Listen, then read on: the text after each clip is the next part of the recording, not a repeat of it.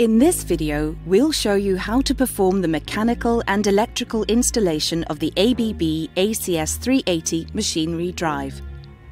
Make sure that proper safety procedures are followed and the work environment is safe by ensuring the drive is disconnected. Let's start by removing the drive from the packaging. The packaging contains the quick installation guide and the startup guide, as well as necessary accessories. The user interface guide is located under the front cover.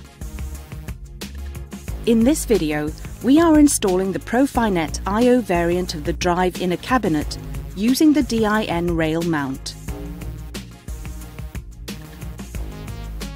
We attach the drive to the DIN rail by pressing it down.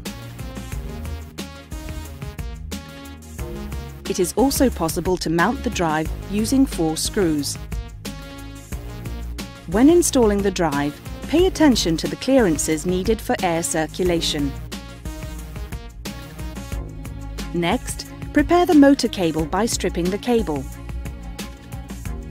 Make sure to check the manual for the appropriate conductor size and type. Attach the motor cable PE conductor securely to the clamping plate and attach the phase conductors to the phase terminals. Finally, ground the motor cable shield 360 degrees under the clamp. If it is applicable, connect the brake resistor cable to the R- and R+ terminals. Next, prepare the supply cable. Make sure to strip the cable enough for the conductors to reach the input terminals as well as the PE terminal. If the input power cables have a shield, twist it into a bundle, mark it and connect it to the grounding terminal. Secure the input cable under the clamp and attach the PE conductor to the grounding place and the input power conductors to the input terminals.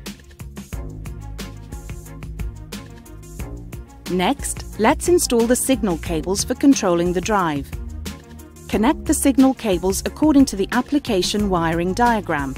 The terminal markings can be seen on the drive.